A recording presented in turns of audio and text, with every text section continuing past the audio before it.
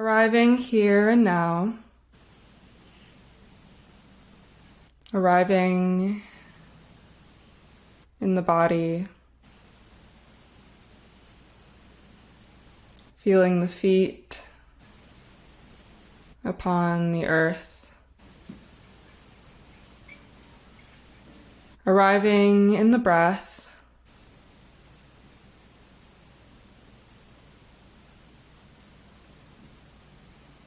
feeling the lungs fill with vibrant energy with each inhale, and with each exhale, releasing and letting go of anything that you may be holding on to that you can set aside just for now.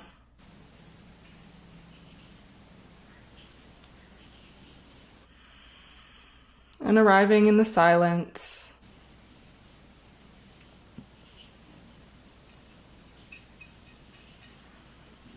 the silence of the space around you and of your own inner sanctuary.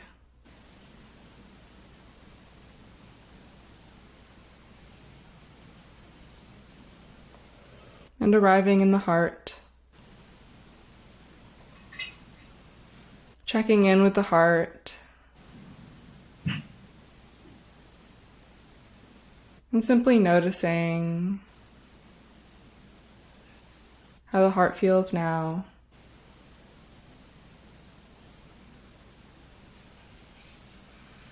Connecting the body, the breath, and the heart as one.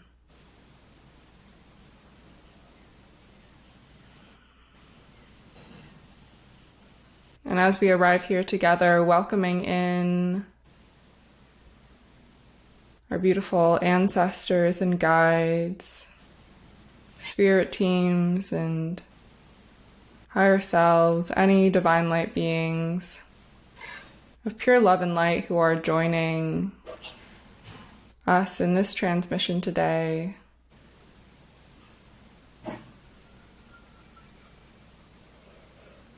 Thank you.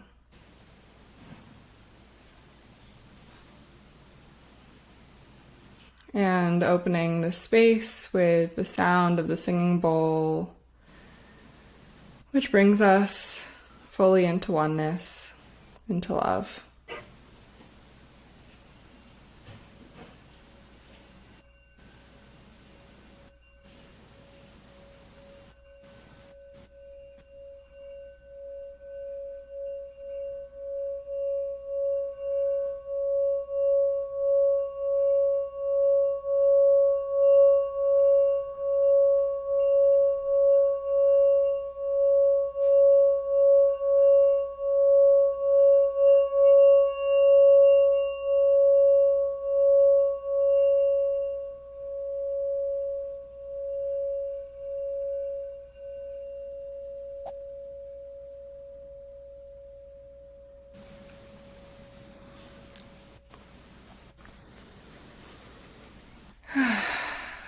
Gently blinking the eyes open if they aren't open already. And welcome to Spiraling Within. My name is Pei-Ling Lee. And here we spiral within the present moment together. And it's such a joy to get to connect with you in this beautiful space and to be joined by our wonderful guest this week. Would you like to please introduce yourself? Sure. My name's Katharine Kinnie, originally from a small town called Frome in Somerset in the southwest of England, and currently residing in the Byron Shire of Australia. Australia's been my home for the last 10 years. Beautiful. And Katharine, we connected last year around the fall, and it was actually, I was watching a YouTube video and somebody was talking about having done a reading with you, a Cosmic Numerology reading. And from that YouTube video, it immediately resonated with me. and I booked a session and had a wonderful reading with you. I actually went back into my notes just to kind of review some of the things that we had talked about in that call, because I was like, oh yeah, let me just remind myself of what my numbers were, and just the poignancy of even the notes from a year ago and how they still ring true. And even actually that session has continued to be something that is supportive for me over the past year. And then the other element of it was that at the end of it, we ended up talking about Avalon and Glastonbury. And I had recently left my job, and I was being very guided by spirit at the time to just embark on travel. And I booked I'm pretty sure I had already booked, or I was about to book a one-way ticket to London, but had no plans. And so that's how I ended up going to Glastonbury, was per your recommendation. And it was this beautiful, magical reunion kind of experience for me in that space. And so many synchronicities just from that brief and yet eternal session with you. And so it's so wonderful to get to reconnect and to be here now. Awesome. Yeah, I remember it. I remember it like it was yesterday. And I remember that you were in Sedona when I gave you the reading. And that was special for me, just you physically being there, because I've been there, and that was a very serendipitous happening for me. The universe absolutely wanted me to be there at the time that I was there. Sacred sites, talking about them, visiting them, light me up like a Christmas tree, as does numerology and lots of other things. So it was very beautiful. Well, I'd obviously give you the reading, but just the magic that was also encapsulated within that transmission and the sharing. And, I always get excited, if I know that people are going to Glastonbury, especially if they've never been before. It just, in this lifetime anyway. Yes. Yeah. What is currently lighting you up like a Christmas tree? What's one of those things presently in this now moment? Oh God, there's so much. So much. I think, oh goodness. I mean, what is top of mind is kind of time travel, the Merkaba, our ability to travel multidimensionally, and I don't want to necessarily say the twin flame journey, because for me, numerologically, I don't believe there's necessarily one person or one twin flame that we're meant to be with in a particular lifetime. But what's present for me at the moment is like optimal timelines, aligning with optimal timelines, the highest timeline. It's been very present in a lot of my conversations. And for me, I kind of get keys and codes from movies. So there's the movie that was made, and there's the surface level message and story. But I believe that, especially if we're guided, to watch certain movies or TV shows, that there can be spiritual Easter eggs from our higher selves, I believe. And absolutely, I think even the movie directors or the makers don't necessarily know what they're doing. For example, I watched a movie the other day called Knowing, which had been on my to watch list for quite some time, mainly because it's about numbers and date synchronicities. It's got Nicolas Cage in it. He's lovely. But I haven't watched it for a few years, even though it had been on the list, because I had some resistance to it, because it talks about disasters and disastrous events, and 9/11's the first event that it mentions, and blah, blah, blah, blah, blah. I don't like focusing too much on that stuff. But there was, again, at the moment I'm getting a lot of messages and synchronicities through movies. And so I ended up watching that movie. And the spiritual Easter egg for me, because it's set in the US, but the name of the school, and I can't remember, I wrote it down, but it's named after a person who was a very, very gifted astronomer and actually was on the boat that guided the first group of convicts to Australia in 1788 or something like that. And he also prophesied something else that I think happened in the US to do with, it was all connected to colonialism. Now, again, I don't like focusing on that stuff that much because that's the past. I'm more interested in the now and the future. But what was interesting was, for some reason, I Googled the name of the school that this person is named after, which is it's a pretty random thing clue to look for or follow. Most people wouldn't do that. And I read about this person, but then I found this amazing article, which I haven't yet written. It's a 40-page article, which is connected to, it's in this person's name, but it's connected to indigenous culture, and it's connected to Australian Aboriginal, original indigenous culture, which is connected to how they use the stars to navigate and culturally. So because I watched this movie with Nicolas Cage in about numbers, and because I looked this person up and then found another article or a paper that had been written, which I haven't read yet, there's magic in that for me. Just because I watched that movie. Oh my gosh, absolutely. And I love that as well, because I think for a period, especially in the realm of like movies and TVs, as I was in this just rapid remembering phase, I was far too sensitive to kind of be consuming really a lot of different types of content. And so it really narrowed my kind of bandwidth of just things that would be nourishing and supportive of me continuing to remember and be connected to my soul and to source and all of those things.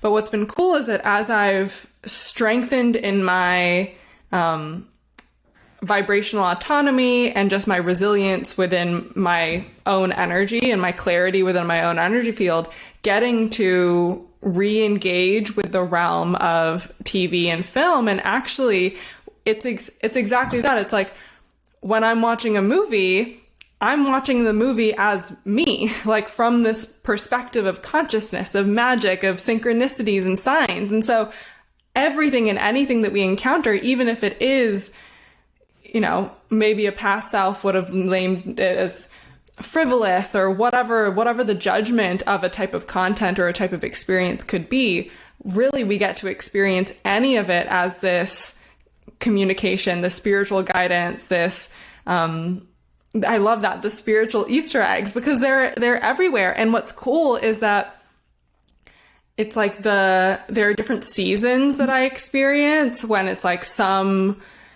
ways of noticing those Easter eggs are more present. Like what I've been noticing really in the past week, because I've been very focused in the past weeks on returning to the physical, like really being in the physical body in the material realm.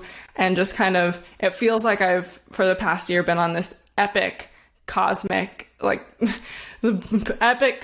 adventure, and was resonating and operating in frequencies that I now reflect and I'm like, oh yeah, most people weren't operating there consciously.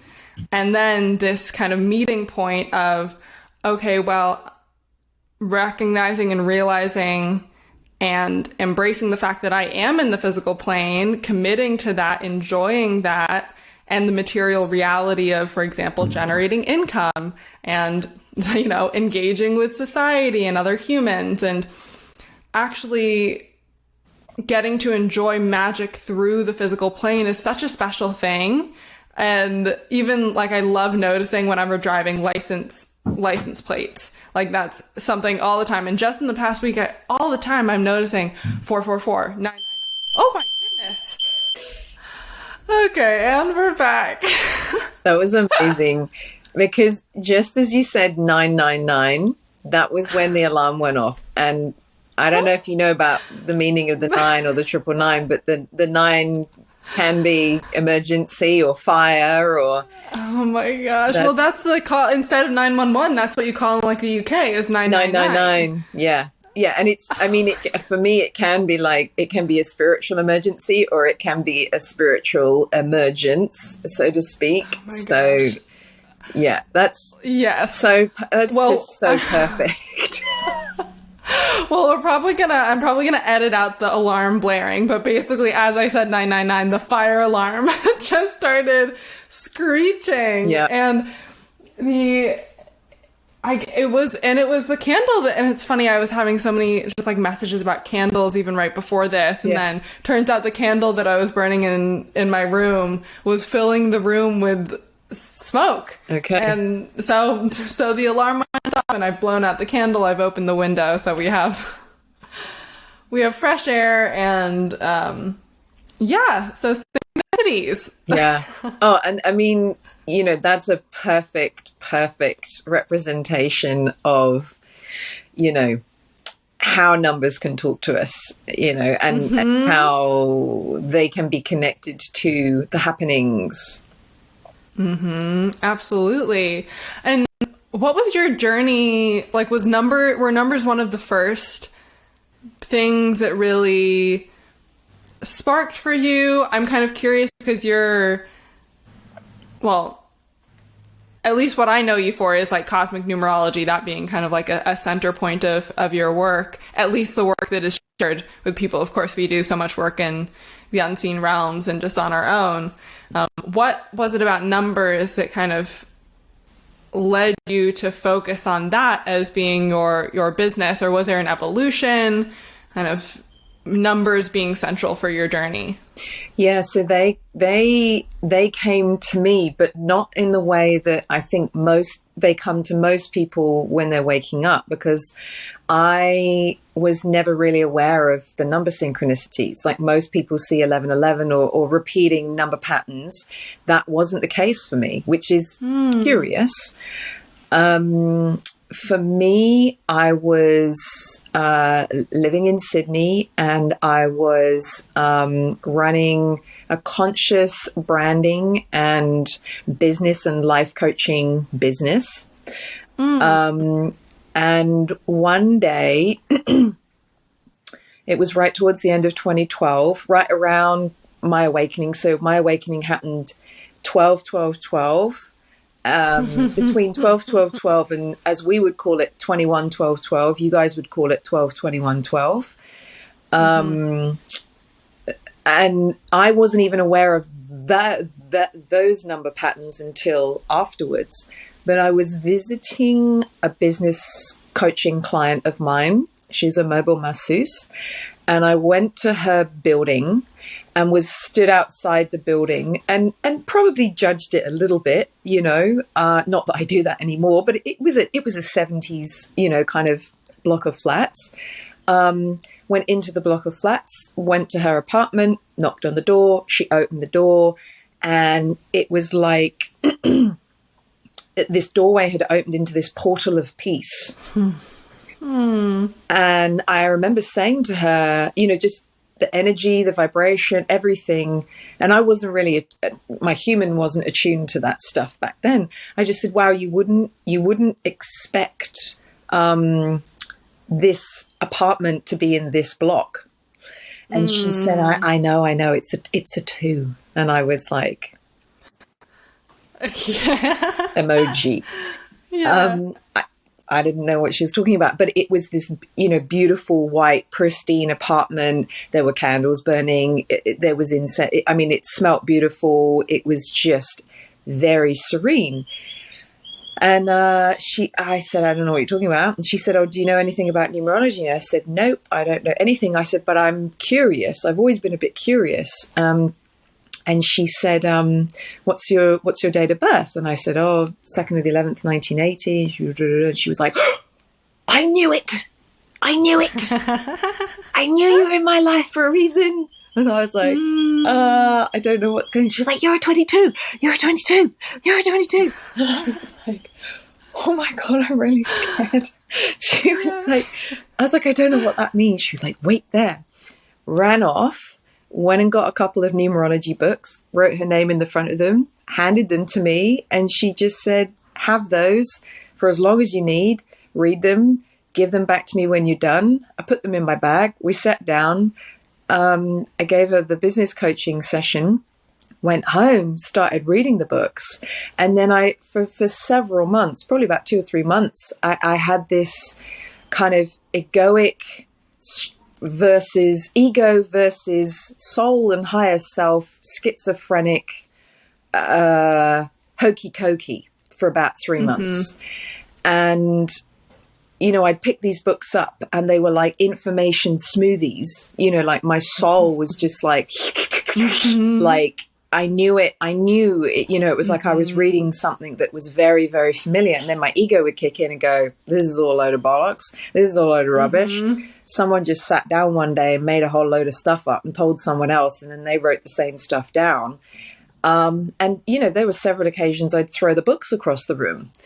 But every person that I shared the information with predominantly concurred. And even my friends, a couple that I was living with at the time, I was just doing their life paths and they were like, that's uncannily, and they were like, read us the other ones. And I'd read the other ones and they'd be like, no, that doesn't really resonate. That actually does explain the theme of my life. And I'm like, And so that's how numerology came to me. And this is one thing that I guess I quite strongly believe. I really, truly, deeply believe that our purpose does find us. It's not something that you sit down and you work out in a find my purpose workshop, in a day. I mean, for me, numerology is awesome because it really, all it does is confirm our inner yearnings and what our soul and our higher self already know and have been trying to communicate to us for however long anyway. It's like a purpose cheat sheet.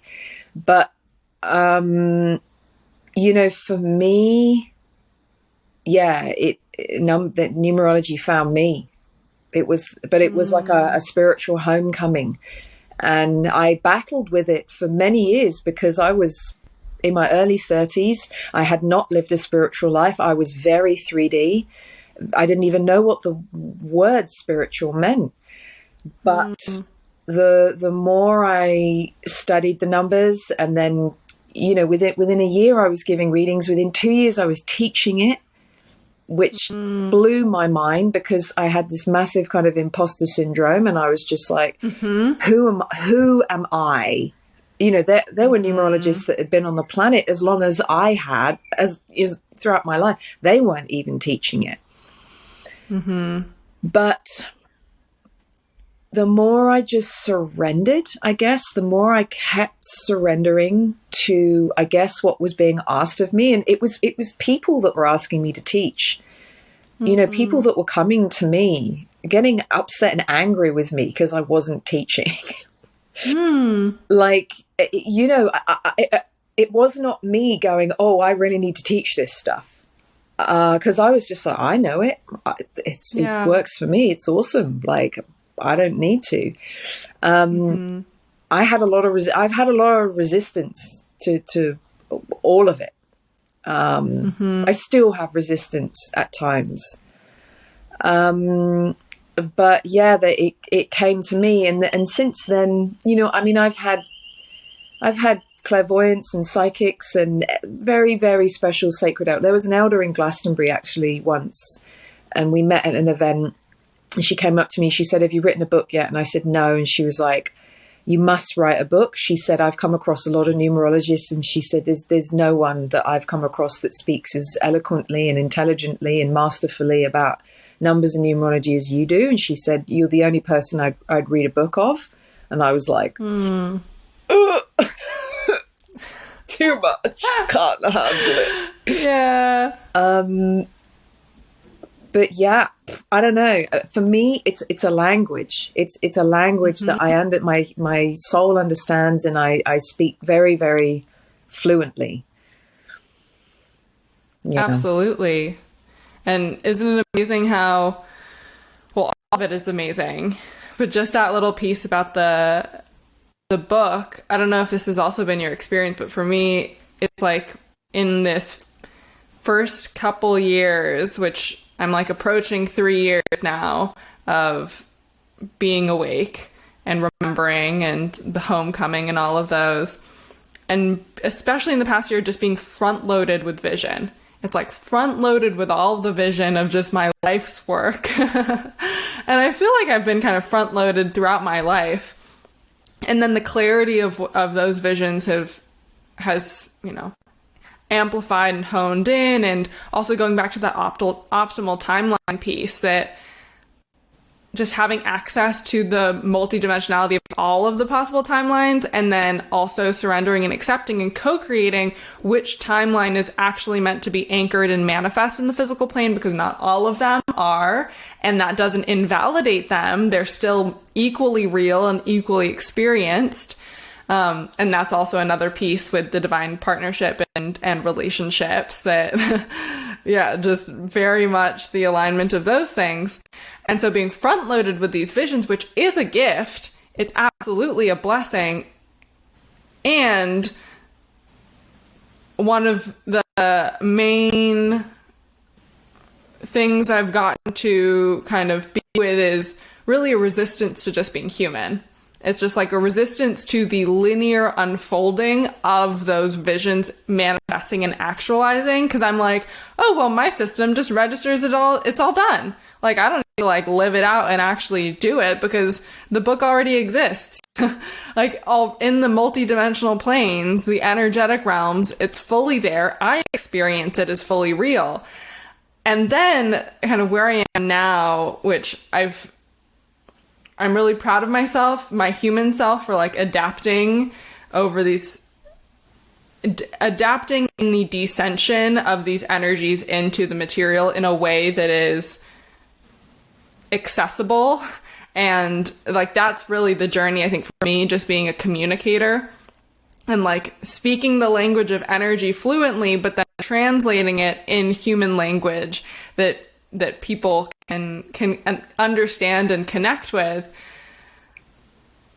And yeah, it's all just languages, and we each are kind of fluent in these various languages. And so, yes, I was about to say I speak human. Yes, I speak human, but like, yes, I speak English.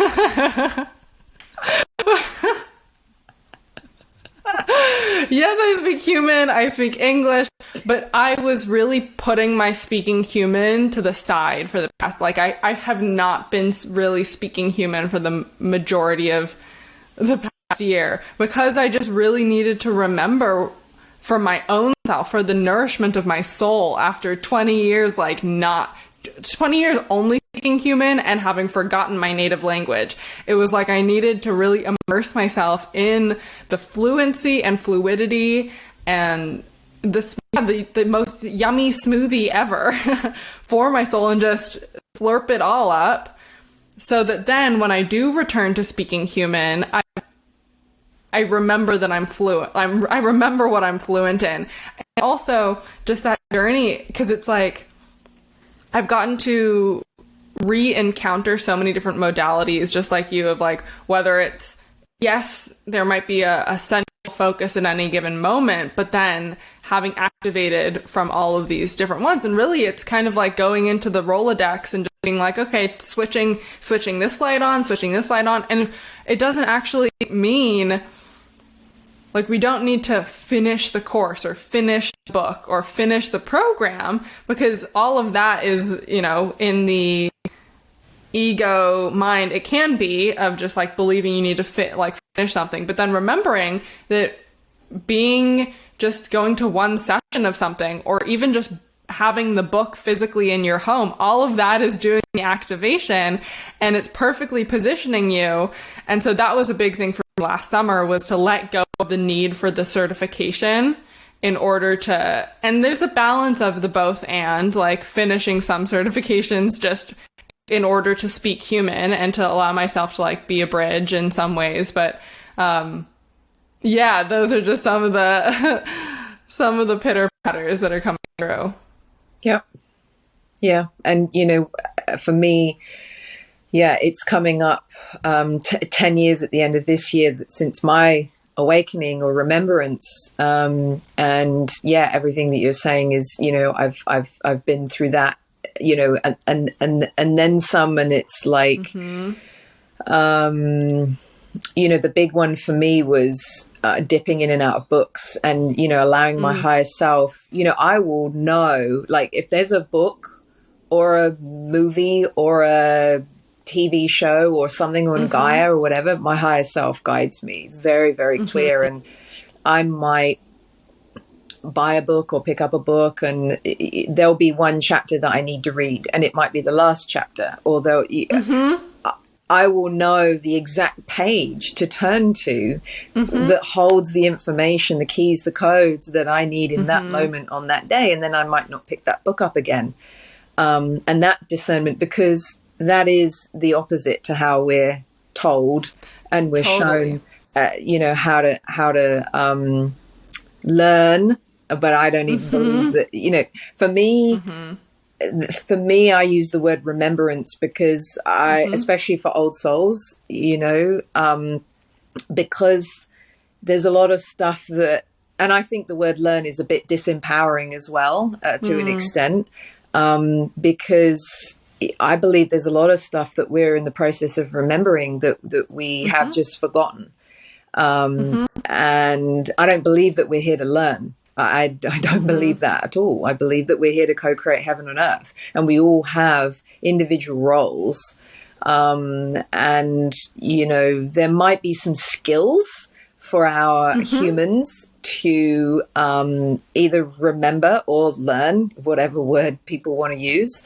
But we have gifts and talents and abilities and knowledge and wisdom at a soul level that is multidimensional, and for some of us is very cosmic, very cosmic. And there are many of us on the planet that are the front runners, so to speak, or are the leaders of the new earth, the seeders of the new earth, that are here to build the new earth. And we have to disconnect, and we have to be disconnected from the old way of being and the masses and the way that life has been lived for decades and centuries, because we are here to anchor Lemurian and Atlantean ways and technologies. And for me, numerology, kind of confirms that. And you look at the likes of Elon Musk, for example, he is a wonderful example of a human who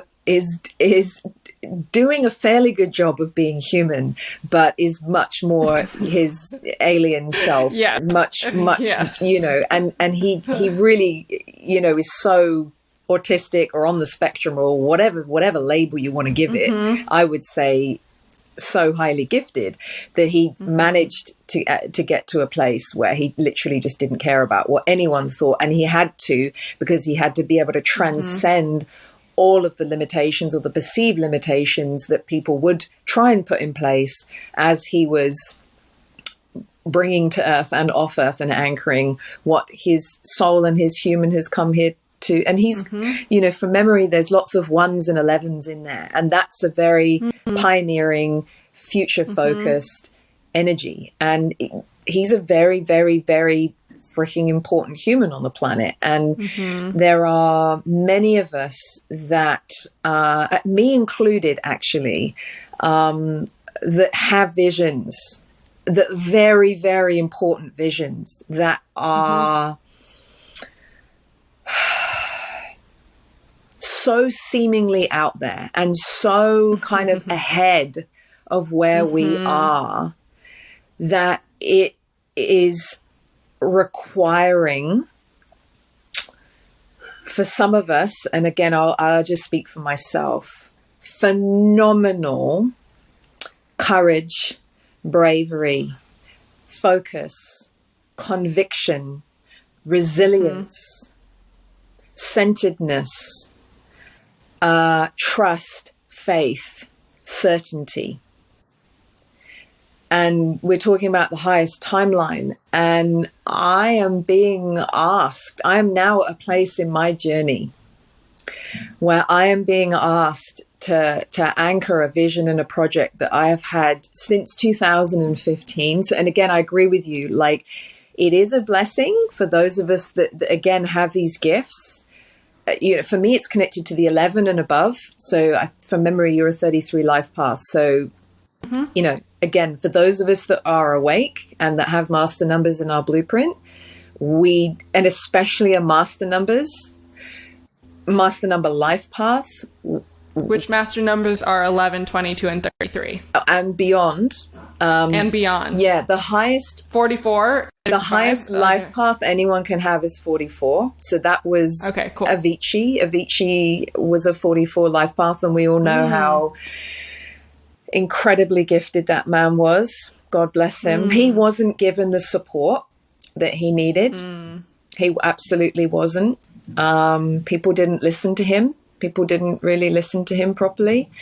But it is possible for people to have numbers above 44 in their elsewhere in their blueprint connected to their name. And that's what Cosmic Numerology decodes. Cosmic Numerology is the only numerological modality on the planet at the moment that I'm aware of that can decode and explain those numbers. And so, you know, we all have very, very important roles on the planet, but it's my understanding that those of us that hold the master numbers and are awake and aware, and this thing is open, and we can, you know, we're seeing what we're being shown or what we have access to.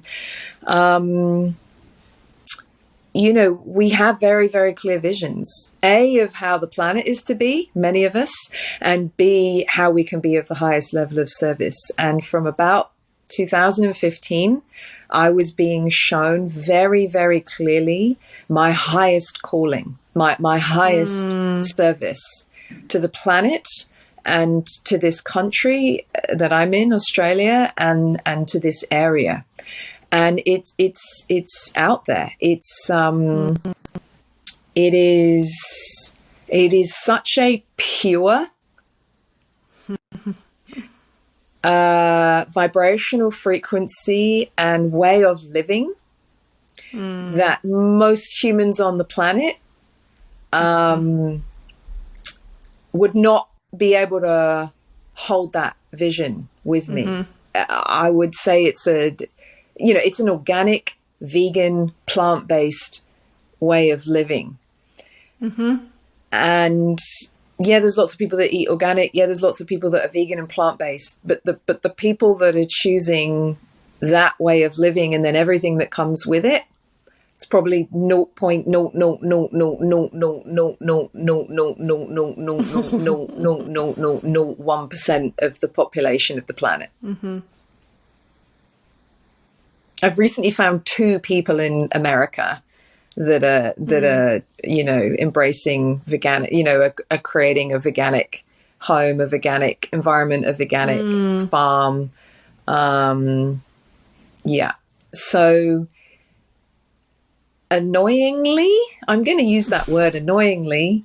My ego is going to use that word anyway. That is a vision that I have been holding for 7 years now. And I was even having this realization before the call today with you, that I think I've got to the part of my journey where the rubber's hitting the road, and all I can say from my 10 years of experience is that, and I think there are a lot of people on the planet experiencing this right now, actually, there comes moments in our journeys where we're kind of at a milestone, or I don't even want to, I mean, you could see it as a T-junction. And you think that you can go left or right, that your ego thinks that you have free will. But really, even that is an illusion, because let's say left is comfort zone, old way of being, what feels safe, what's familiar, what we know. But will just keep giving us more of the same, and will keep us in those karmic loops and patterns, which are, again, connected to old ways of being. And I mean, you know, our friend COVID took care of a lot of the lefts that people were taking for a long time. It kind of like put a roadblock there, or you know, said you can't go that way, or there's a diversion, or, you know, that road's not possible right now or ever again. And then there's right, you know, which is, you know, expansion and love and peace and the new earth and the new ways of being. And from my perspective, the optimal timeline, the highest timeline, you know, how we can be of the highest level of service. And so I know that I've got to those places throughout my journey in life, but especially since my awakening. And there was a very profound moment in November 2011 where I thought and I felt that I was at that T-junction, but it wasn't a T-junction. It was my heart's calling and my heart's yearning to stop a 9-month trip around the world, 6 months in, and rather continue from New Zealand on to South America and then to North America, and to end up in Silicon Valley, and where I thought I'd end up, you know, living and basing myself. The higher timeline, or the heart's yearning and calling, was to actually do a 180 and come back to Australia, to come back to Sydney, and to get a job and, you know, work it out from there. But that one choice and that one decision that I made and I had thousands of dollars worth of flights, and I had 3 months of travel left. And I really wanted to finish what I'd started. That's what the 4 energy is. The 4 is all about seeing things through to completion. And I was used to doing that because I'd done it in the corporate world for 10 years.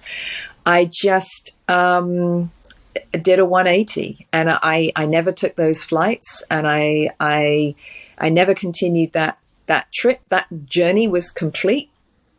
I had to stop the journey and think, you know, again, I feel like we're given spiritual red herrings as well. Sometimes we have to, our ego has to think that we're going somewhere or doing something. Otherwise we wouldn't do it and we wouldn't go there. But the higher self is like, we'll drop the truth bombs, you know, at this point, or this will happen. And so, when I made that choice and that decision, it changed my life. And then I had to make another one about 6 months later. And that was about starting my own business and sponsoring myself for a 4-year visa through that business, which was insane. And if I'd listened to my migration lawyer, who told me I was the craziest person he'd ever met, I would never have done what I did. But I wasn't even fully. Oh my goodness! Oh my gosh! A bird just flew into the window. Sorry, that was insane. What's going? You were talking about migration, and then the flock of birds of migration. Oh my gosh. That's insane. Oh my gosh, I hope that bird's okay. Yeah, it's fine. It wasn't going too fast. It kind of just bumped into it and then flew away. Yeah, it's all good.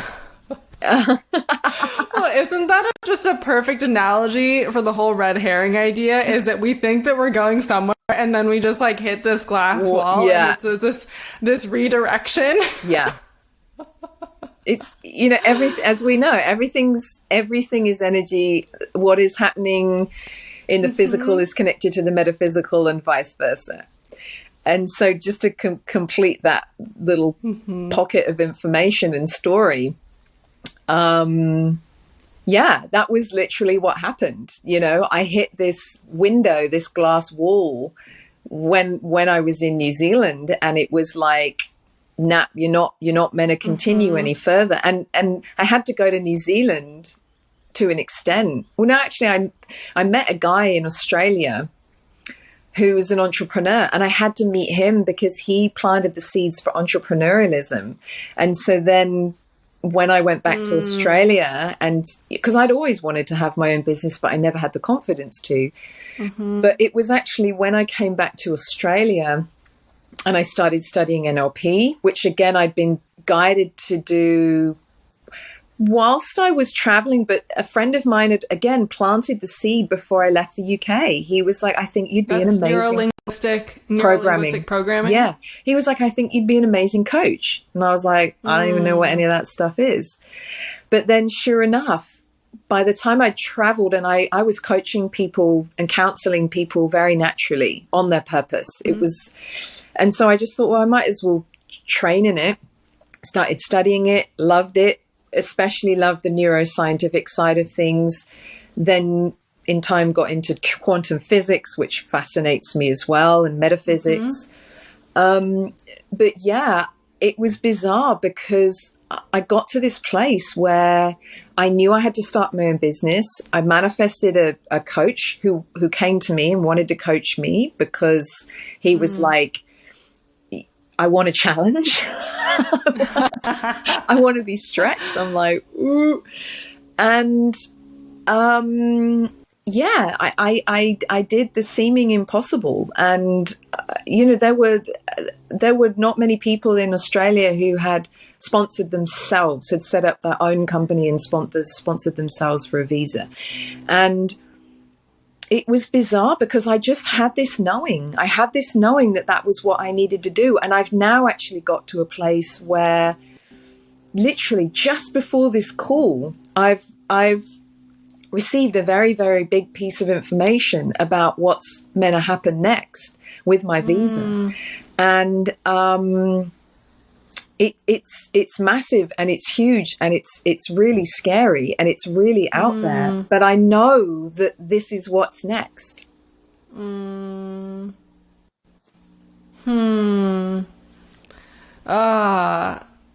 even just as I'm listening to you share your stories the whole time, I'm just like nodding and yes, and just resonate on such a full level.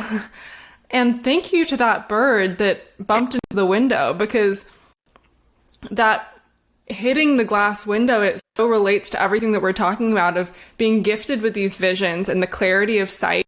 And honestly, even just holding that line of sight, you holding that vision of this farm, this way of living from the time of 2015, even that is work. Like, even that is part of our service, just holding open the line of sight, because that, it brings what is just a potentiality and turns it into an inevitability when we're just keeping that energy pathway open. And it's like we're looking through the window, but we don't know that we're necessarily looking through the window. We're just like looking at the vision, and then on the physical plane, as the different timelines are sorting themselves out in collaboration and co-creation with all of the infinite creator beings who are creating this all with us. It's like we're going and we're moving towards this vision, and then even though the vision was clear, and I've gotten to experience that time and time again, both, like, it's funny that you were supposed to settle in Silicon Valley, and that's where I am now, and that's where I grew up and am here. And when I was 6 weeks into, not 6 weeks into my, like, I'm going to be traveling for a year and a half and I don't know when I'm coming back, that was when I was 180 turned back to the Bay Area unexpectedly. And that's when I had this whole vision of me traveling, and then bumped into the glass window and was like, okay, we're redirected back into home and back into the energy of 4, which really was preparation for, 2022 is a 4-year for me as well. And so it's like rooting and foundations and returning to this place of home and foundations of my businesses. The fact that it's funny that you mentioned the lawyer thing, because at the beginning I was guided and advised to start 2 business entities, like 2 business beings. So I have a corporation and I have an LLC, an S Corp and an LLC. And all year I've been like, what is this? What am doing? Like, why do I have two? Like, just the ego and the human just being like, have I made a mistake? What's going on? And I'm still, you know, on the journey of like what those are, and they've kind of communicated with me and I have glimpses, but then it's just trusting and having the faith that, because I'm kind of like in the midst of my first chunk, I would say, because I'm pre-Saturn return 1, and I'm 25, and so I'm in the midst of this like first chunk of work. And I also, which is the number that comes in when you're around 35? Is that your soul purpose? It's your divine soul's purpose. Yeah, it will come online from 30, and we get about 5 years of leaning into it and feeling into it. And then from 35 onwards, it just gets very, very, very strong. And what's your number? Mine's a 7. Yeah. So Yours it's is okay. Yeah. Teaching. Yeah. And so mine's a 1. But I can feel myself at 25 in this preparation for 30 stage. Like, I can feel the shifting already beginning to happen. And surrendering and just enjoying the twists and turns of the whole journey, because bumping into some windows and then you're like, okay, cool, let me just like keep flying. And then it's the courage and the resilience is to keep flying even if you may bump into a window. Yeah. Like, you don't know. It's just like, I'm willing to just keep flying and keep holding this line of sight. And then once I bump into the window, I'm like, okay, this relationship, this career path, this thing, it might not be for right now in this material plane. So let me just pick up my wings and we'll just keep on flying into other directions that my heart is guiding. Yeah. I mean, you know, for me, I am at a place now where in my life and in my journey, I know that this is where I'm meant to be. I feel very strongly that this is where I'm meant to be. And I've spent the last decade or so battling with it, struggling with it, going and staying in other places and visiting other places that everyone says is amazing, Hawaii included, to kind of egoically and for my human mind and brain tick things off, to rule them completely out, you know, rather than just, oh, well, you know, I ended up here, or the universe brought me here and this is where I am, and blah, blah, blah, blah, blah, blah, blah. And now I'm at this place where I know that I'm meant to be a resident here. And it's like, okay, what is the optimal visa path? What is the optimal timeline to follow? And there was a timeline that came through to me many years ago. It was a brand new visa that had become available. And I think the ultimate, I can't remember the first one. They're triple numbers, which is very interesting. They're entrepreneurial visas, but they were only introduced a few years ago. But in Australia, you have to get a visa for a certain amount of time, and then you can apply for a permanent residency visa. And all I know is that the path that you follow to receive permanent residency through the entrepreneurial stream is 888.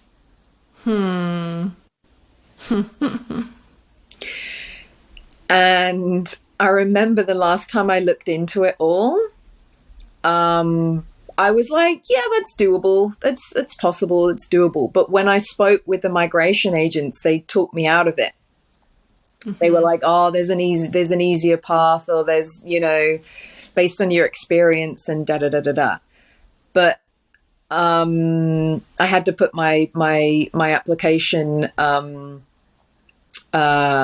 on hold last year because I wasn't well enough to continue with all of the paperwork and everything. Anyway, I'm coming back around to it now, and I'm sitting with, you know, what the options are and what my agents are suggesting. And, you know, overnight and waking up, I'm like, I think it's going to be this entrepreneurial path. I think that's the path. And I watched this film called Dare to Be Wild last night. And it's an incredible film all about this incredibly, it's a true story of an Irish garden designer, and how she had the vision. She wanted to win the gold prize at the Chelsea Flower Show. That was her thing. And she just knew that was what was meant to happen. And the whole film is about her journey and her experience. I don't want to spoil anything, but again, at the moment, there are a lot of messages that are coming through to me through movies. And I have a very dear Scottish friend, who's very connected to metaphysics and sacred sites and things like that. And he'll sometimes just suggest movies to me. And there's always messages for me in the movies that he recommends. Yeah. So I always trust them.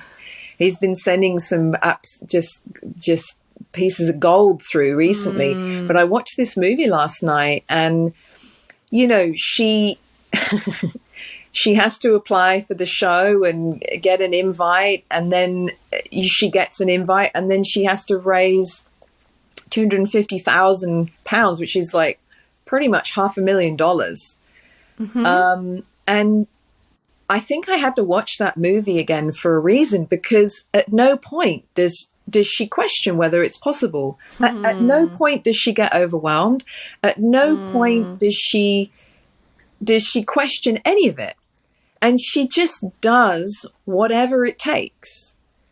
And for me, I knew that I was watching that movie for a reason, and especially because it's a true story. And I'm like, oh gosh, is that the journey that I'm about to embark on?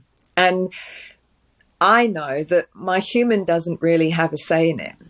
And that, that's been the way it's been throughout my journey. There's a knowing, there's a very clear, deep knowing that I get to a place in my journey and I know what's going to happen next. I knew when it was time to leave the UK and come back to Australia. There's these knowings. And then there's what the human feels about that, and all the stuff that comes up for the human, and the resistance. And, we can try and keep turning left if we want, but I feel more than ever that, there's free will. There's free will, and there's divine will, and there's the optimal timeline and the highest timeline. And I truly believe that now more than ever, so many of us on the planet that are awake and are aware are being asked to, and are being invited to, continuously be making choices and decisions that align us with our highest timeline, and where that is requiring us to let go of a lot, and quite a lot of things that are very dear to us and that feel very safe and very familiar. As you're just saying that, there's even letting go of the human or ego attachment to what that highest timeline looks like, and a willingness to let that, because there's also a continual attunement. And so I would say for the majority of this year, and since I quit my job last year, which was one of the key points, like I was going through last year being like, okay, October, that's when I'm going to leave. And then July comes around and it's like, oh, time to go, which is all just Lionsgate and all of those wonderful things. And I was very much clearly guided to just like embark on the entrepreneurial path.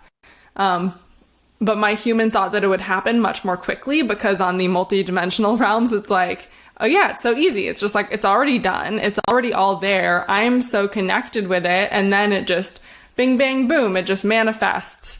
But I had a lot of stuff to kind of be with and to work through within my human system and programming in order to even just be committed to the material plane.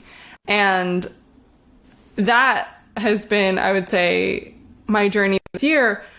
But even the idea of the highest timeline, I think this is something that resonates with me, is that even if it feels like it's not the highest timeline, I trust I am always on the highest timeline. That it's not that there's a lower timeline that I'm afraid that I'm actually in because I'm XYZ. It's like, because I know that I'm infinitely, eternally guided, whether I am living in a more human moment or a more multidimensional moment, because I know I am integrated in all of those things. And as these beautiful signs have even graced us with in this call, of just the numbers and the synchronicities and our external, quote unquote, external reality mirroring our conversation, because it's all just us, it's all just energy and consciousness. It's always the highest timeline. And so there's no fear needed. There's like, we don't need to fear, am I on the right timeline, or is this the wrong or right thing happening? Because whatever happens, whatever is already the thing that is the highest and most optimal timeline.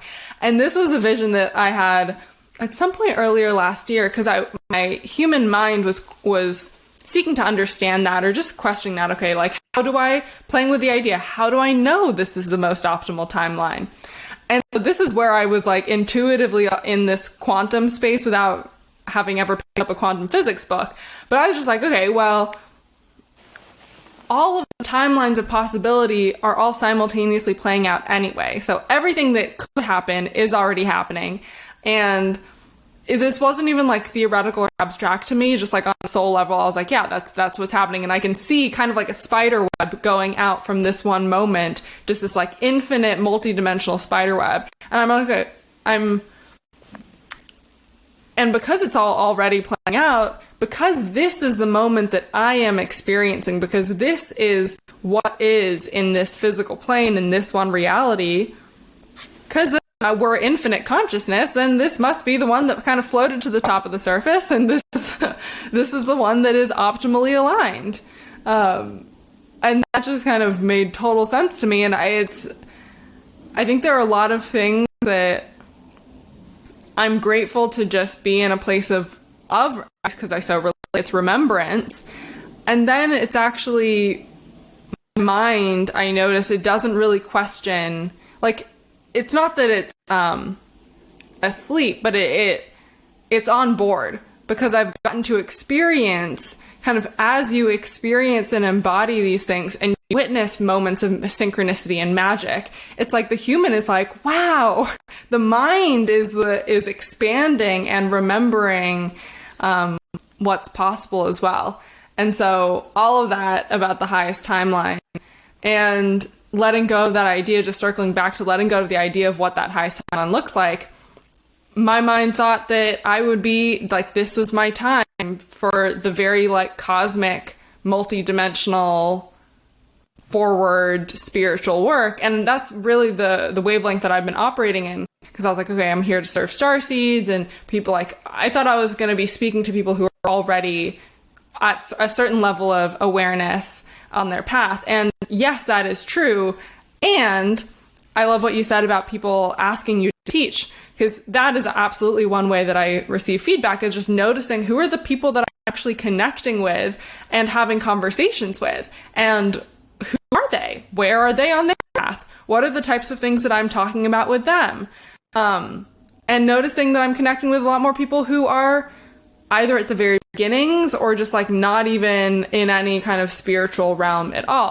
And all of which was like really my higher self and the universe bringing me to earth, and like bringing me to expand my reach and expand the accessibility of what I'm speaking about to the masses, because that's really all the visions that I have of my highest timeline. It's like global, it's publicly visible, it's like broadcast, mass, like visibility, TV, media, communications, like global sanctuaries built around the world, like beautiful sanctuaries of like learning and living and remembering and all the loving, all the beautiful things. But I guess it's letting go, because it's interesting how the ego evolves. Because then my ego is evolving to be attached to an identity of me being cosmic or me being multidimensional, and it was really holding on tight to my multidimensionality. And so I've had to let go of my cosmic. Like, I've had to let go of my attachment to identifying as cosmic or multidimensional, even though all of my artwork is me channeling light codes. But I'm like Trojan horsing it now, because it's like, I don't know, in the vessel of art. So that's what I've most recently been guided to focus on, is like creating artwork as a way of anchoring the codes and frequencies that come through me into the material plane, but in a way that's actually more accessible than me talking about, like, realizing that I don't have to use the language of cosmic or multidimensionality, because really I am the portal. Like, I am the access point. Like, I know that I'm just like, my light is beaming. I'm just like, I'm here. Whoever I am carrying codes for, and whoever, like, my light is on, just like, come and receive the exchange, whatever it is. But then like the discernment of like attuning to where somebody is in their path and not spraying them with a fire hose when just a little droplet of water is plenty for where they are in their journey. Whereas I think when I was attached to my I'm cosmic multidimensional, because that really was just like the nourishing frequency for me to exist in, I was like, I'm speaking to their consciousness anyway. I don't need to, like, it's okay for their mind to be confused. I was very okay with the mind being confused, and very okay with the mind being, you know, when you like speak to someone and then you can just see their eyes have glazed over because it's all going just over their head. Like, I was very okay operating in that, of just like me kind of speaking at a wavelength that was like, it was language as transmission rather than language as communication and connection and understanding, which is it's kind of an interesting verbal processing now as this is coming through, that it's like, I was very communicating with words, but I was primarily focused on the energy of the words rather than on them understanding what it is that I'm saying. And so that's been an adaptation for me now, because the whole realm of marketing, which it's the irony is that I think you also, you did branding and marketing stuff. Like, that's what my job that I left was media, marketing, communications. And I always had resistance to it. Like, I had resistance because I was communicating things that didn't feel authentic.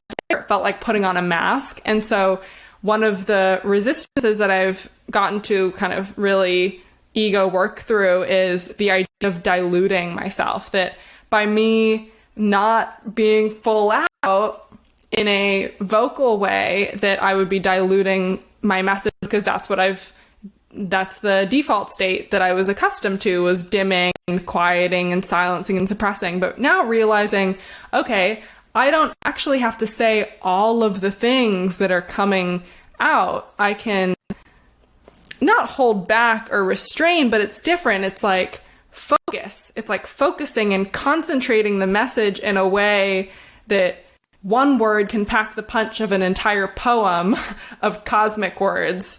So I don't need all the cosmic words, because they're all, and then just trusting that the simplicity or the human language contains the multidimensional cosmic.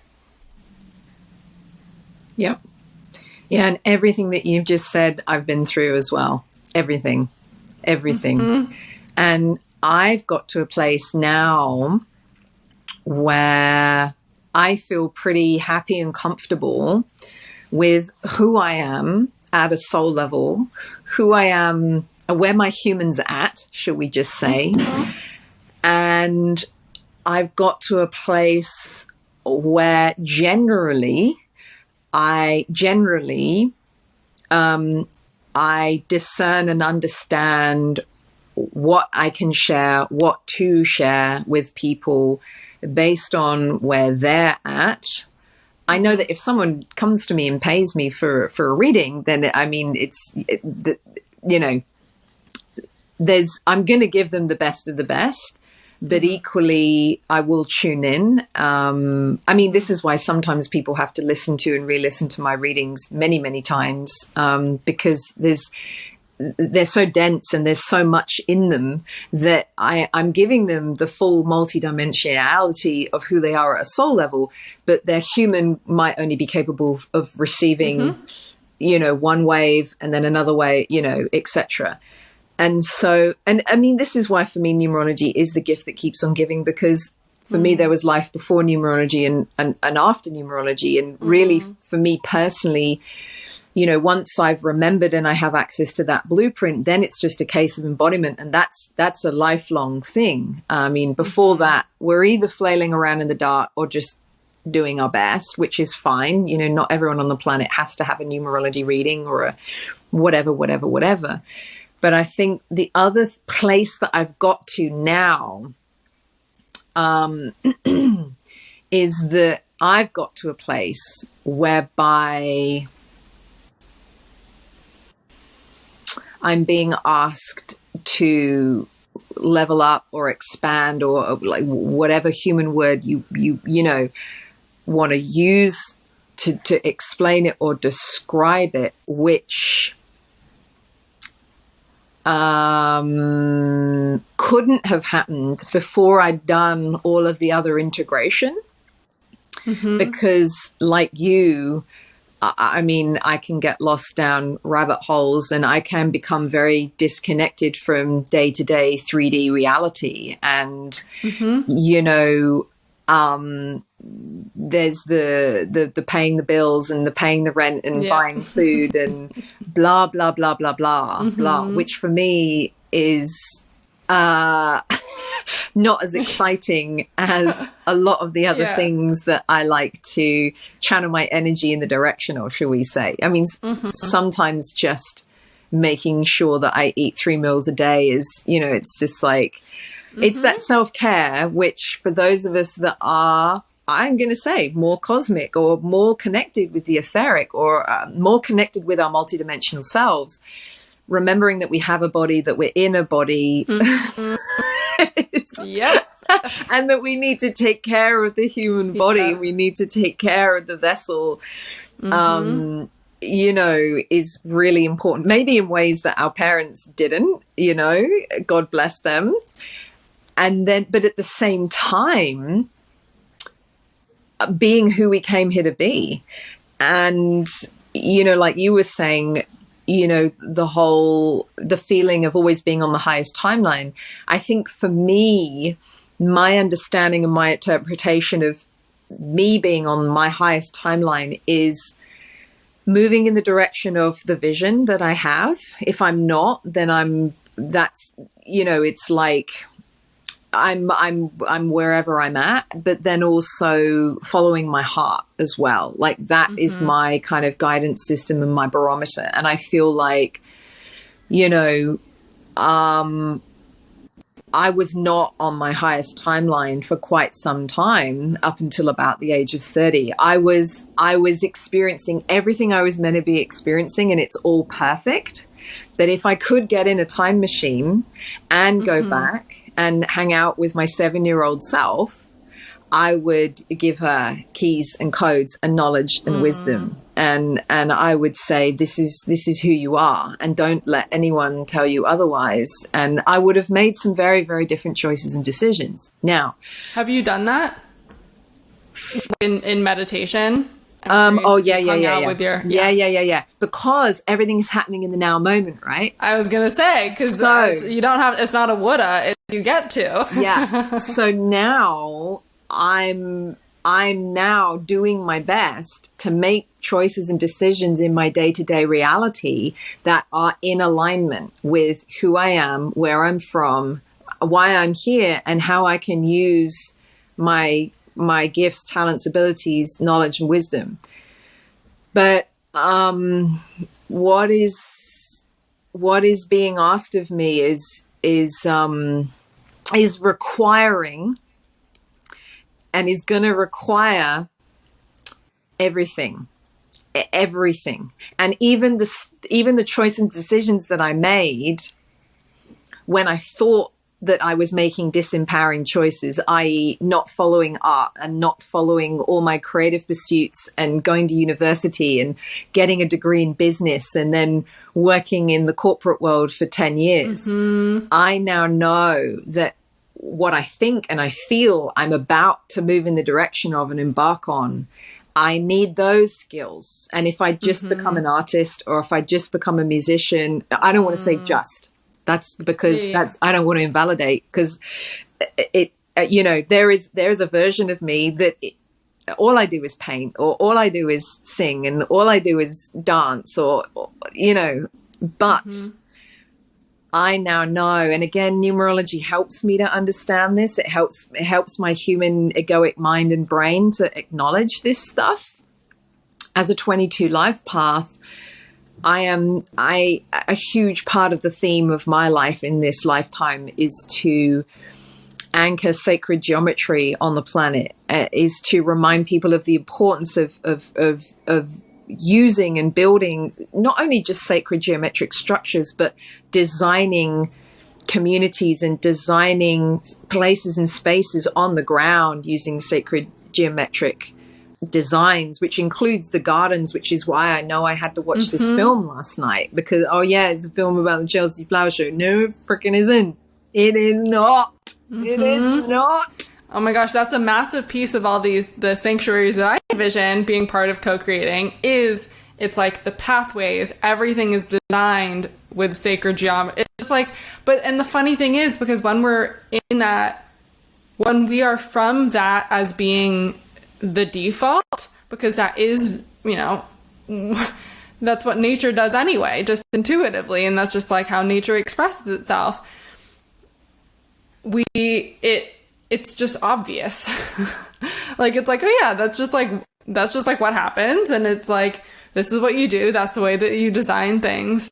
And then the realization that, okay, I think for me, it's been the piece of, and this is where that rubber meets the road, being aware of where the collective is. Like you saying how like 0.01% of people, being aware of that, because I think that's for me of accepting, like there's a level of almost, there's like grief to process in that, of grieving where the collective is, where humanity is, where the earth is in this point in time. Like, because that is the piece of it. Yes, heaven is here, and we can honor any type of feelings, the human emotions, because that's all here for us, and that's all like momentum and fuel. Like that's been something that I've been playing with recently, is accepting duality from a place of oneness, and really the willingness to acknowledge duality, and to even the language of something being a problem or dis-ease, like discomfort, these things that I was like, okay, on a certain level, not quite dismissing, but just disconnected from, because everything is already harmony and everything's already peace. And there's a level of, okay, the power in naming a problem or a state of being that is calling to be changed or inviting change, because that then fuels the evolution, that then fuels the change on the ground level, like within the realm of duality where the change is unfolding.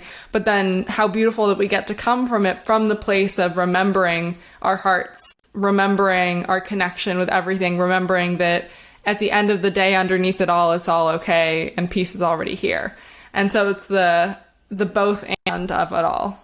Yep. And I know that place as well. And I've gone through many years of, first of all, extreme anger and rage at the collective, being in separation, like waking up, being aware and remembering, and then just that piece of, and it was years of processing it.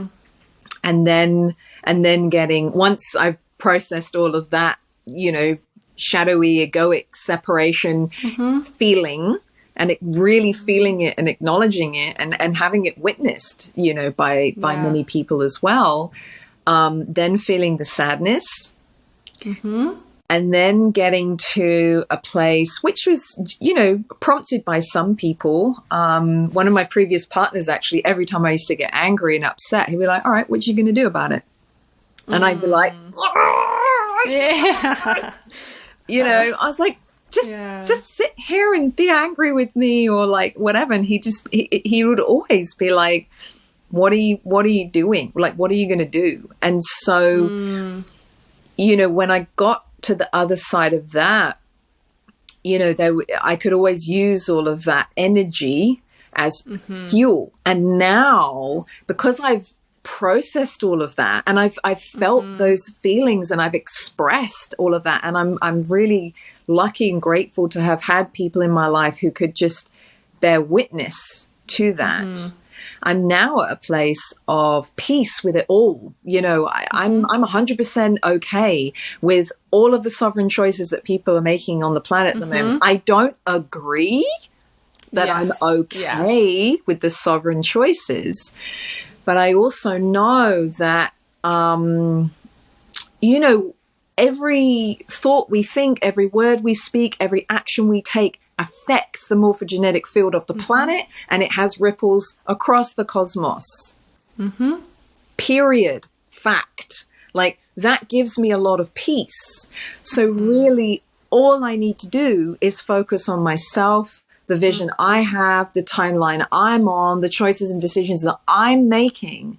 And the stronger and the more conviction and the more energy I channel into that vision and that direction, by definition, it will have a multidimensional effect. Again, not just on this planet, but throughout the cosmos, 100 monkeys and all that jazz. And I know, string theory and spooky action at a distance and quantum physics now confirms this, that we're having this conversation right now, and there'll be another 2 women on the other side of the planet having exactly the same conversation about exactly the same thing. It's just what's going to be happening.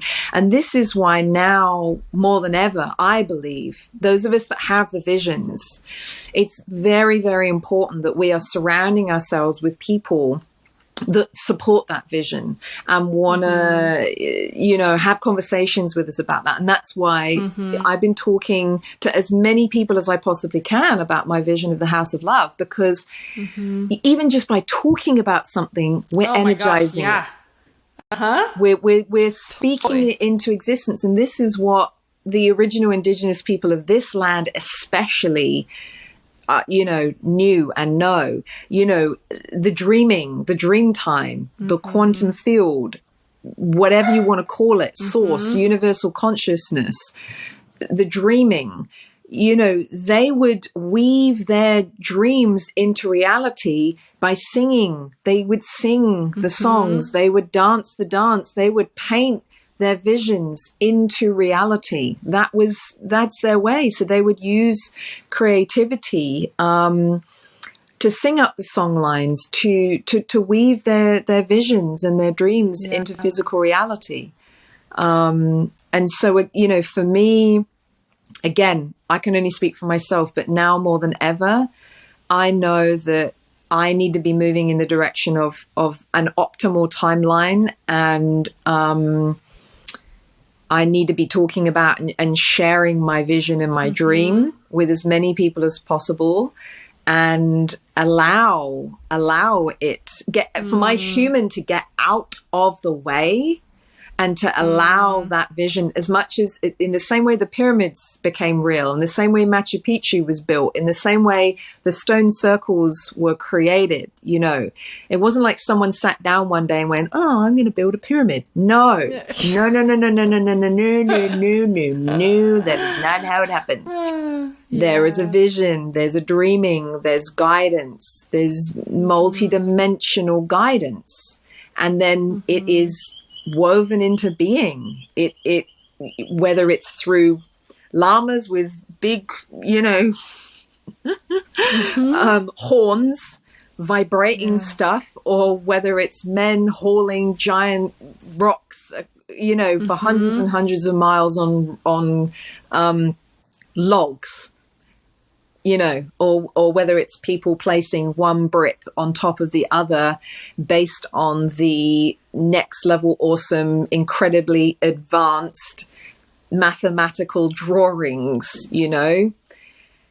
And this is what, you know, shows like Ancient Aliens and stuff like that proves, you know, our ancestors or the versions of us that came before in other bodies knew what they were doing. And, you know, it is short-sighted and remiss of us to think that they were just a bunch of people, you know, rubbing stuff together. No. Highly advanced beings, multi-dimensional cosmic beings, you know, star seeds. We're all star seeds seeded from the cosmos here on Earth.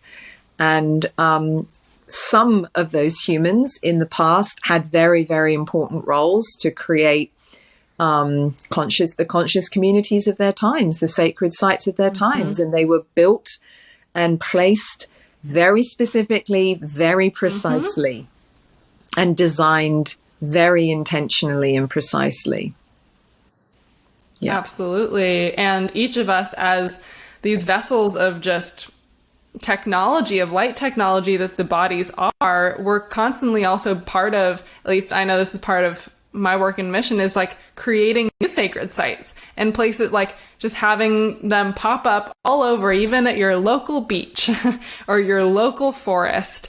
And circling back to the cosmic beings accepting and just being in a physical body, that's a whole piece of, that is the sacred work, that is the service, is even for us as these cosmic beings who remember, or as these divine beings of love, to just be in a physical body is the potency of us anchoring that frequency of just being in the physical. That in and of itself is rippling out, like us being the physical individual human body being a microcosm of the entire macrocosm of the entire earth itself. It's like every time I'm taking a shower or like brushing my teeth or waking up in the morning, it's like the way that I am caring for my body or not caring for my body is also the way that I'm treating the entire planet and it's how I'm treating my neighbor and the entire existence. And so that's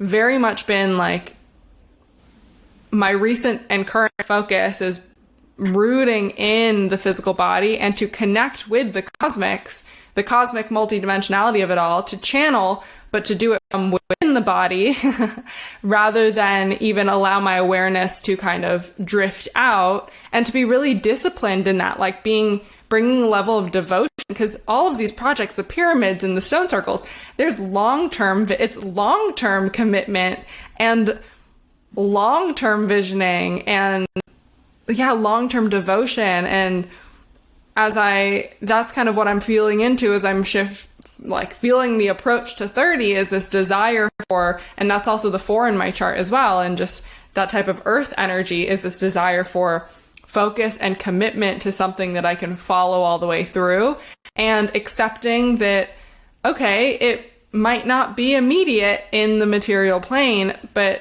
I can just enjoy each step of the journey. I can just radiate love the whole way and enjoy the magic of the unfolding. And I think that the practicality, we might not all be here to build pyramids that we think, but our own ways we already are, because just by doing that just by even giving yourself a hug, that is building a pyramid in a very literal sense. Like, I'm not even being metaphorical. It's like very literally just offering the self-compassion and love and warmth and all of these very simple things. That's why turning inwards and focusing on the self, it is service. It is divine service to the collective when we're coming from that point of awareness and remembrance. Yeah. And that That's the one frequency, which, you know, you're obviously getting, like, you know, fully schooled in, you know, in preparation to, you know, from a numerological perspective, you know, really move into the embodiment of that. And the one for me comes before all other numbers. You know, the one is, I'm a one heart's desire. So the one is self-love, is, you know, putting ourselves first, making sure our cup is full. And, you know, for many of us, we never received any schooling or any, you know, we didn't receive any optimal guidance necessarily on how to practice self-love. It's not taught in schools. You know, our parents would have, you know, been doing the best that they could. But, you know, for me, I'm in a one personal year as well. So, you know, it's been very front and center for me. But yeah, I agree. And really, in my teachings or my understanding of the philosophy of numerology is really, we can't actually be of service to anyone until we've fully anchored and embodied the one frequency. So it doesn't matter what numbers we have or who we are or where we're from or what our vision is or any of that jazz. You know, we absolutely need to be tending to this temple, you know, this pyramid, this sacred site, you know, this being, this human. And, you know, for many of us, we've been working it out. There hasn't necessarily been anyone in our lives who has got it all worked out and got it all figured out. You know, there isn't really anyone on the planet who's a poster man or woman for, you know, optimal self-love and self-care. You know, because I feel like really it's an inside job, because we all need different things. And yes, there's basic human needs that need to be met. But then there's beyond that. It's like, okay, all of my basic human needs are met. What else do I need that is self-loving? What's nurturing and nourishing for my mind? What's nurturing and nourishing for my soul, for me emotionally, beyond, you know, just taking care of my body? And, you know, that's been a journey that I've been on, because I realized that I didn't know how to love myself, you know, and tend to my needs even beyond the physical, you know? And so it's that balance. And again, so many of us are so disconnected, you know, from what is nurturing and nourishing for us. And it's not rocket science, but it normally involves nature, creativity, connection, you know, delicious, you know, high vibrational foods, and, you know, having a business or a role or an energetic container whereby we can offer products and services in exchange for the gifts, talents, abilities, knowledge, wisdom that we share. It's not that much more complicated than that. And then for those of us that want to procreate and bring humans here, you know, there's that element to life on Earth as well. But from where I sit, it's not that much more complicated. And then there's the vision. You know, you mix the vision in, which again, for me, is pretty simple. You know, the co-creation of heaven and earth. What's required in order to weave that into reality, I believe, requires, again, like phenomenal strength, phenomenal clarity and conviction, and commitment. But what comes before all of it is the one. The one, I believe, is the foundation upon which we are building the new earth and the new way of being. It's so interesting that I revisited this poem yesterday, and it was this transmission that came through when I was at the Childswell Gardens in Glastonbury. And you said what came before it is one. And as you were saying, what's required is also community is something else that comes up. But even like before the one, for me, is the zero. And I wrote this poem that was like saying, God is zero. And God, I'm just using interchangeably for source, energy, consciousness, all the things. And how zero is just this, anything times zero is zero. Anything minus zero is itself, because God, whether you add or subtract God, it's still the same because we are just God and source is just here and source is inherently here. And so like, it's like the remembering and the reconnection with the zero, which it can seem to be invisible. In any other number, the zero can seem to be invisible, but it's always there. It's always there. And yeah, I love that so much. Numbers are so special. Yeah, the one and the zero and all the things. Yeah, I just feel so overflowing, and this has just been such a beautiful, wonderful, and I say community as well, because just conversations like this and getting to connect and chat with shared visions, and it's so important and powerful, and we are speaking it into reality, and we are inspiring ourselves, each other, and whether you know it or not, it's like you too. And it's like the fact that anyone who's experiencing this moment, it's like you are totally divinely meant to be here because you also have a vision. It's like if you're watching this, you absolutely, like, we're just reflections of you. We are simply just mirrors reflecting what is already within you, and how cool and amazing is that? And so with that, I think this feels like a great time to kind of open it up to you. And if there's anything that you feel inspired to share, maybe numerologically based on our conversation, whatever is coming to the surface. Yeah, I mean, I guess the thing that is most top of mind, and it's been interesting for me because, you know, numerology and, again, sacred sites and song and original indigenous culture and all of that jazz is and sacred geometry is so top of mind for me, and something I'm so passionate about. But the thing that's been coming through so strongly probably in the last couple of months, and, you know, as I was saying earlier in the call, is this vision to, you know, I've always called it the house of love. You know, it's bigger than that. I feel like that's the kind of working title of it. I feel like there'll probably be another name that will come through when it really starts to manifest in 3D. But yeah, this vision of, you know, creating or co-creating an organic, vegan, plant-based haven and sanctuary, a harmonious habitation, first and foremost here in the Byron Shire of Australia. The vision is to create 13 of them around the world, based on the fruit of life geometry. So there's 13 circles within that.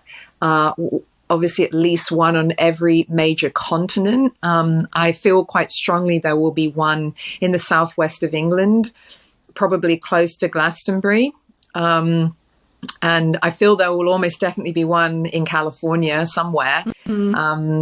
I feel quite strongly there. But the vision to, create a home and a sanctuary and essentially a portal that is going to hold this veganic frequency, whereby we celebrate, you know, growing our own fruits and vegetables and nuts and everything in between, being as self-sufficient as we can, using as many natural materials, whether it's hemp glass or bamboo or whatever the heck it is, to build and to create the structures that are on the land, the use of geodesic domes and geodesic dome technology, you know, gardens that are created and designed using sacred geometric architecture and designs, but that still have the balance of the wilderness and the wild, that they aren't overly manicured or overly, you know, this is where that film was so important. You know, just the balance of it, and creating a place and a space that holds the balance of the masculine and feminine energies in its design, in its structure, in its architecture, within its inhabitants. the importance of the use of the spiral, the importance of the use of the circle and designs for circle, the importance of having a fire at the center and the heart of everything, which again, I mean, has been confirmed to me through the time that I've spent with elders here, one elder in particular, and her vision for her village, and the fire is at the heart of everything. That's where everyone comes together. And it was, again, so interesting because in this film last night, it was the centerpiece of this design of this garden.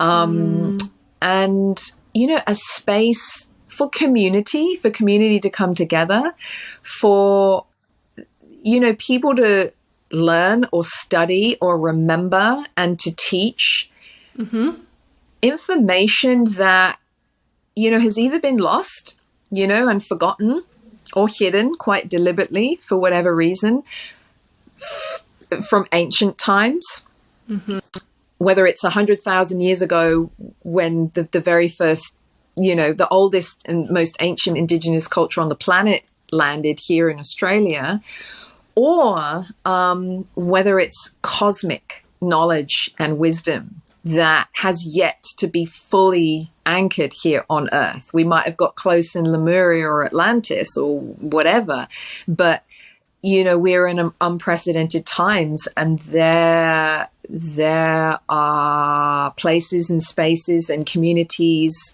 and co-creational places and spaces that will be unprecedented, that may never have, you know, been able to materialize on Earth because we weren't at the level of consciousness to be able to hold that vision or the purity of that vision and to anchor it. And so, yeah, for me at the moment, the vision of the House of Love and veganic living, or, you know, organic, vegan, plant-based living, that is, I guess, what I care most deeply about. Numerologically, it's connected to the 99 frequency. So the 9 is plant-based and vegan, and then the 11 is the pure frequency, and it's the frequency of ahimsa and non-violence and peace. And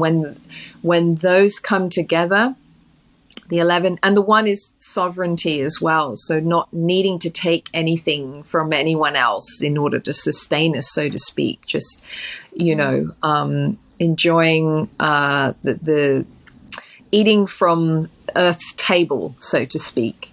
Yeah, it holds that 99 frequency. And I've always struggled with this vision because when I look at my birth blueprint, you know, there's nothing in that birth blueprint that connects to this frequency. But it was when I looked at just my full name, Katharine Kinnie. So the numerology of that is a 77. When I add that to my life path, which is a 22, it gives me a 99. And so I almost feel like I have kind of, I don't want to say two personalities, but there's kind of two roles even within my name. So there's my full birth name, Katharine Victoria Kinnie, which holds a blueprint, and there's keys and codes and knowledge and wisdom and gifts and magic within that blueprint. But it's almost like Katharine Victoria Kinnie is here to be of service to Katharine Kinnie. And it's kind of bizarre because, you know, my purpose with Katharine Victoria Kinnie is the 7, and that's the numerology and the teachings and the indigenous knowledge and wisdom and all of that jazz. And then I almost feel like there's two streams, and then there's the role of Katharine Kinnie, and, you know, my known name, and that is very much the House of Love, and, you know, creating veganic sanctuaries all over the planet where people can come together and live or visit and grow things and grow as humans and eat delicious, amazing, organic, plant-based food. And then, you know, come together in community and learn, teach, study, remember, expand, dance, paint, sing, perform music, but also celebrate the wheel of the year, celebrate as our ancestors did, celebrate the solstices, celebrate the equinoxes, celebrate everything in between, Imbolc and Lammas and Samhain and Beltane, and to, consciously come together in ceremony as our ancestors did at those sacred times of the year, but also for the eclipses and, for celestial things that happen, whether it's the heliacal rising of Sirius, which a lot of people are aware of now with everything that's happening with the Lionsgate portal, whether it's the heliacal rising of the Pleiades, and these were all calendrical systems that our ancestors and the ancients used, and they came together, ceremonially, or whether it was planetary alignments. And that's an astroarchaeological, kind of thing, which again, lights me up like a Christmas tree. Whereas, I think for me, the house of love and that vision of creating that space is going to be a home and a place where all of the things that I love and care about can be celebrated. And then people from my community and around the world can come and enjoy and experience and, I guess, celebrate with me, and everyone who ultimately will feel to co-create it with me or be with me. So it's the bringing of the old ways into the here and now and mixing with the new ways. And there's a beautiful elder who I'm very close to and love very dearly. Her name's Auntie Nellie Patterson, and her vision is, she calls it the new way dreaming. And for me, that it's very, very connected to my vision. So yeah, that's, I guess, what I would want and feel to share. That's so beautiful. I just feel like I'm bathed and immersed in the vision. I'm right there with you. And yeah, it's really about a lot of things you spoke to very beautifully. And just that last piece of our cosmic citizenship and our cosmic community, and elevating that to awareness and celebration. And I'm just so grateful. Thank you for sharing the vision, and also thank you for charting the path. This is something that I was reflecting on, like you being on this 10-year journey, but we know that is eons. But all of that is contributing for souls like me to come along and be like, okay, a 3-year accelerated path. And for others, it'll be even, it might just be a week, and then they're like fully online. And how beautiful is that? And also the House of Love, like what's wonderful is that I've gotten to encounter so many souls like you and me who share these visions of, and they're anchoring specific frequencies, like the sanctuaries that are to be built through each of us. They might not all be the same, and we co-create them, because it's definitely created in community of like the beautiful gifts and skills and talents of like the gardeners and the builders and the this and the, like everyone coming together. And it's not like a competitive market space type of situation. It's like, no, there's abundant space for all of these to pop up, and we just get support in this global community, because you're saying it's like 13 house loves across the planet, and then 13 XYZ and the LMNOP. And then that's just like, we're doing it.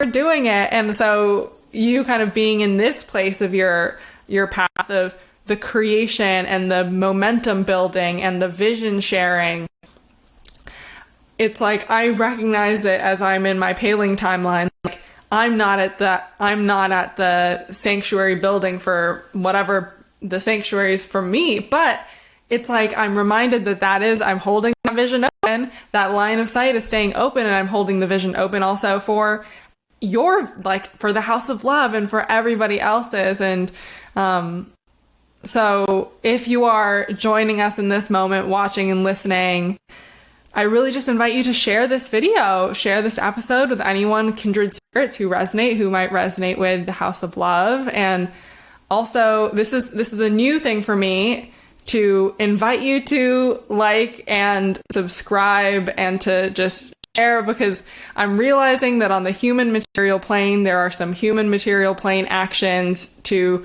cultivate support for this podcast, which it's about like $150 to $200 a week for me to publish this, and like invest in transcription so that it's accessible for people, and also investing in the technology for us to record and the editing so that it's great audio quality. So just, I'm proud of myself. I'm proud of my human self. My human ego is like, meh. But I'm just setting that aside and saying, there are, inviting the opportunity for receiving support in this form right now. I'm also going to explore things like Patreon, and I'm sure you're going to explore like fundraising with all of those. So we will be communicating and broadcasting that when those channels of support are open, which they're already open energetically. So you can definitely send love to the House of Love, as I will be doing. And thank you so much, Katharine, for joining and for sharing all of your beautiful insight and wisdom, and just being the beautiful channel and vessel that you are on Earth. And to everybody watching and listening, thank you for being here with us. My pleasure. Thanks so much for the invite. Beautiful one. I'm so grateful. Thanks, everyone.